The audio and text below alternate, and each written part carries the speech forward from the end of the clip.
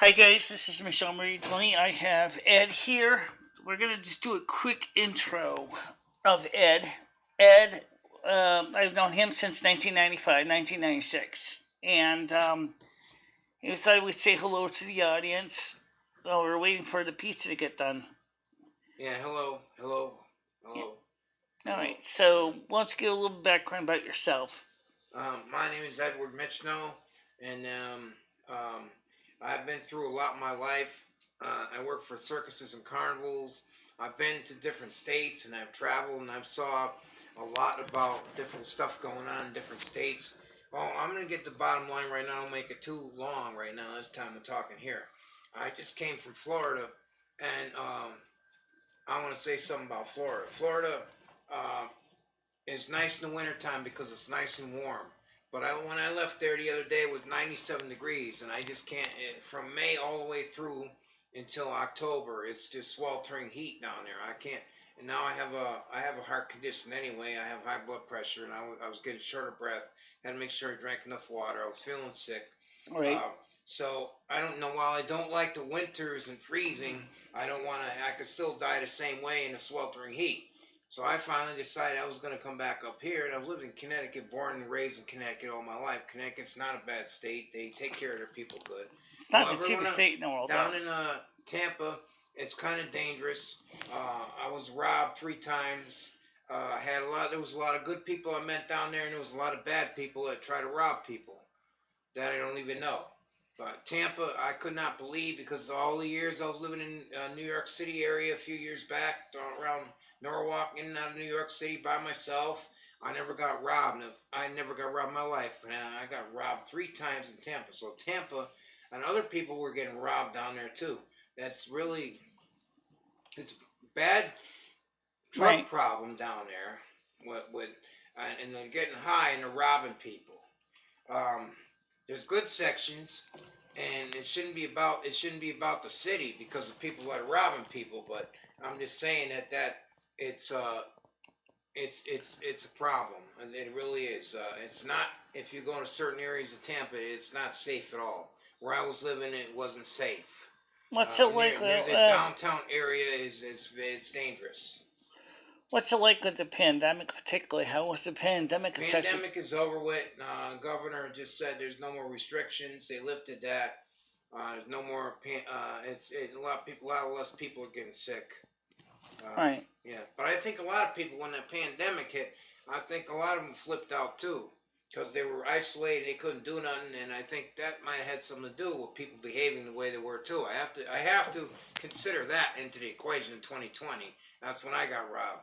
This guy could have just went nuts on me, these people, because they were going nuts because of what was going on, but yeah. Okay, so any other questions? What about the trains, about Amtrak? I could tell you about that too. You want to talk about Amtrak? Yeah, sure. Yeah, exactly. Okay. You said you did not see the new Penn Station, though. Yeah, you saw the... I came up here from Florida on Amtrak. I'm going to go check my pizza at the same time. So, just keep talking. Yeah. And my favorite way to always travel was Amtrak. The ride was comfortable. The people were nice. And it was very, very, very, very nice to travel on Amtrak. It always has been. We lost the air conditioning for a little while. It got really hot for one night, but they made sure they stopped the train to fix it. So we had our air conditioning. This was last night. But what I'm concerned about is, I saw this on TV lately, is that the Amtrak executives, now still a private company, even though it's subsidized by the government, are still a private company. Right. The top executives at Amtrak want to cut. They want to cut a lot of lines, and that includes long distance travel.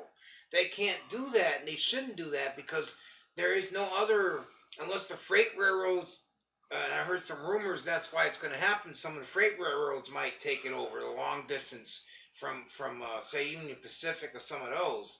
I don't know if that's going to happen. That might be what's going to happen. I can't say that for a fact, but there's something going on with long distance travel. Amtrak wants to go only into metropolitan. It wants to major metropolitan areas. Right.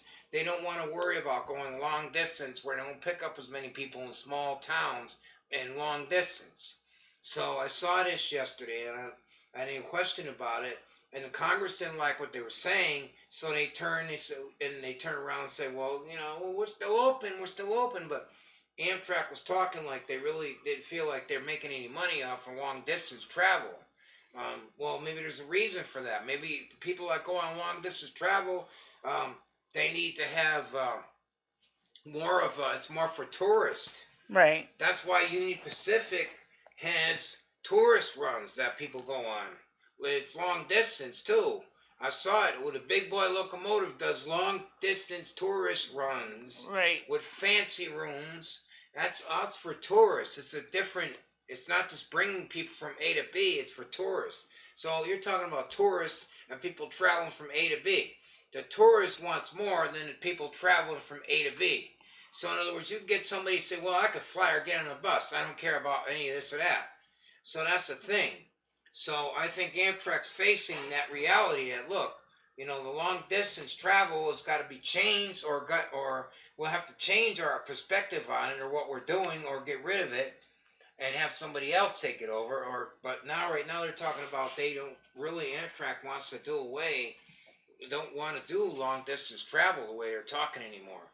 That means that there would no longer be any long distance trains going from to do the way they're talking like they don't want to go from coast to coast.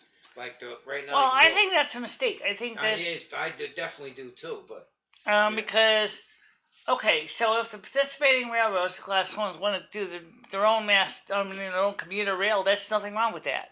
No, that's the only way. That's the only way. I think that's what people, Northern for BNSF, and CSX, and Union Pacific going to do is they're going to doing that. Yeah. Combine along with the tourist runs, like you said, like the Big Boy run, and the Challenger runs. They're going to just combine them with their regular urban runs that they do for the different states. For example, we know that a lot of for example, the Shoreline Railroads here in like the province of Worcester does the Massachusetts Bay Transit Authority runs. That's another thing too. That a lot of the transportation companies, I got to say it, so I told Michelle this, but I'm going to say Metro North went and purchased old Amtrak equipment from the early 70s. These are retro trains. They're more comfortable. They have retro style. They were all redesigned and they were all redone. There's a reason for that with the state of Connecticut doing that. So on a smaller scale, maybe they realize that, Amtrak realized that there's so many commuter rails around, so many private rail tourist runs and so many freight companies that maybe they don't need to have, but they still have to have, if you want to get a ticket to go coast to coast and it's a reason you have to get there, they can't do away with that. In other words, unless somebody's going to take that up and say, okay, we've got a tourist run and we've got a less expensive one if you want. But they can't just do away with having any train going from coast to coast. That's not going to work. Right. Yeah. A lot of famous musicians only travel by train. Aretha Franklin only travels by train. Yeah. She never flew. Yeah, I don't fly either. I don't fly. I never flew. I won't fly. The only way I would ever fly, I would fly. Only one way I would ever fly. Well, it's not going to happen. You know what that is? That's if they bring back, and they've been talking about this too. The airline's been talking about bringing back the 4-engine propeller commercial airline plane because it's safer. They do. The turbo. It's safer. Birds can't get sucked up in the engine and catch on fire as quick. Nothing can get in there. It costs a little bit more money to run, but it's safer. Now they got planes that have electric engines on them. They're not using necessarily using aviation fuel. They're using electric engines just like electric cars. Yeah. Well, I already heard that some of the airline companies, I think one of them is Northwest Airlines, has already got a commercial prop plane that doesn't have jet engines. As a prop plane. The prop plane, it's actually a turboprop. It doesn't go as fast, not as fast. It's a little bit slower, but it's more safer. That's a turboprop. Turboprop goes almost just as fast, though. I'm talking regular mechanical prop. Right, you're Maybe a talking turbo. about the standard rotary Yeah, that's what I'm airplane saying. engine. I don't know which one it is. If it's a turboprop, it probably goes almost just as fast, don't it? I don't know. Well, the thing is with the turbo, what the problem with the jet engine is the way that they work.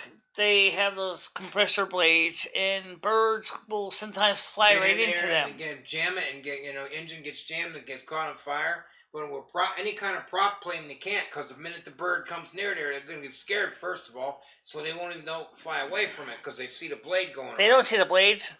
They Well, get chopped up anyway. yeah. But it's not as likely to be where Yeah. it's going to, the guts are going to be sucked Yeah. inside the engine. That's the difference. But I mean, I don't know how much longer it would take for them to power up a let's say they bring back just a regular turboprop commercial airline plane that was last out.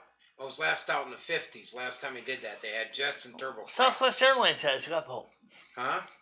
Southwest Airlines has a couple of them. Regular prop airplanes. Turboprops. Yeah. Do they take a lot longer than a jet plane to get somewhere? Yeah. Technically, they're still partially a jet. They're just not. They don't go as fast, though. They just don't go as fast. But they also are better because they're less noise. Right, but how much longer would it take somebody to get... I don't know. I don't know what the maximum speed they go at. I can't tell you. Well, it can't be that slow, though. And probably a lot of people... Oh, it ain't that slow. I mean, they obviously using it for, between states. So you can figure it's fast enough to get you where you got to go. Yeah. Just like the son, give me a ticket on an airplane. Ain't got time to take a fast train. I would take... if I could speaking of that, they're not totally giving up on trying to make our railroads even faster. Amtrak wants to make the railroads... No, because Amtrak is coming out with... they already built some new high-speed locomotives, but the problem is they got to get the Biden administration to back them. And right now, President Biden's kind of skeptical because, see, it's their own fault, though, because... They told President Biden, well, we don't know if we want to do any more long coast-to-coast, long-term runs. And like President Biden told him, well, you get rid of those. We're not helping you, basically. He don't agree with that at all. Because he says they need to do that. Because if you do away with the long-distance rail, unless somebody else takes it up, you're going to jam half the country up. They're going to have to take buses or planes. They won't have a choice to take a train no more. The train is the most efficient way to travel long distances. That's what I'm saying. President Biden does not agree with that. With Amtrak executive, I don't know who this guy is, but he doesn't. Well, maybe he might do is break up Amtrak like they broke up Conrail. Yeah, that's another rumor too. That the freight companies are considering. But no, Amtrak's not going to break up though because it's its own company. It won't implode. It won't break up. Well, maybe they might keep their lines, but which is the Northwest Corridor, Northeast Corridor. But they only own their equipment. They don't own any of the tracks except they don't even own any of the tracks at all, right? And the Northeast Corridor they do. They own the old Penn Central. Okay. Other than that, though, anywhere else they go, they have to lease it, just like Ringling Brothers when they went. Yeah, it's just like they do now. So that's what they don't like, and that's probably why they figure, well, we're losing money.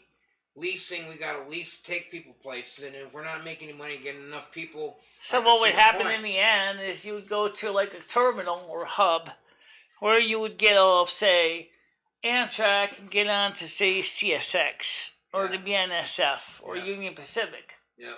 Say like in Chicago, for example. Yeah. And then or if it's a whole car, or train of cars, maybe it'll be pulled by a different engine. Yeah. But right now, when I was down in Florida just before I left, Congress wants to, what's going on with this long distance thing that Amtrak is threatening to do. They're threatening to get rid of several long distance lines, and Biden and Congress is threatening to cut their funding. If that happens, if they cut their funding, Amtrak might just implode. It can't survive without that funding. Well, the airlines are getting subsidies too. Yeah, but I'm saying that it's just not gonna work. I don't know what this guy's thinking, but it's just not gonna work. If the Amtrak loses its funding, they already have to pay for funding. I mean, have to pay at least the rails. If they lose their funding, that they're screwed. Yeah. Yeah, they'll go bankrupt. That's what'll happen. Well, anyway, Ed, it's gonna be ready. The pizza's gonna be ready soon. I gotta run downstairs, get stuff at the convenience store. Well, look, before we go off, I'm still in the air, right? What's that? Am I still in the air? Am I still on the air? Yes, we're still Okay. recording. Well, final comment. I think this was going to happen. Amtrak needs to realize, because it's causing a big controversy right now. Congress is threatening to cut their funding completely if they do away with these long distance runs. I read the whole internet, on the internet and everything. President Biden said, we will no longer fund you, we will no longer help you. You cut the long distance runs, and we will not help you. Right. So, Amtrak would be making a big mistake if they do that. Big mistake. It'll be the end of Amtrak. I don't know who's going to take it over if that happens. Maybe Union Pacific. Well, maybe in the end, Amtrak might be more like a booking agent for the other railroads. Yeah. Okay. So, guys, we'll see Ed more tomorrow, okay? Yeah. God bless everybody. Take care. Yep. Good night. Bye-bye.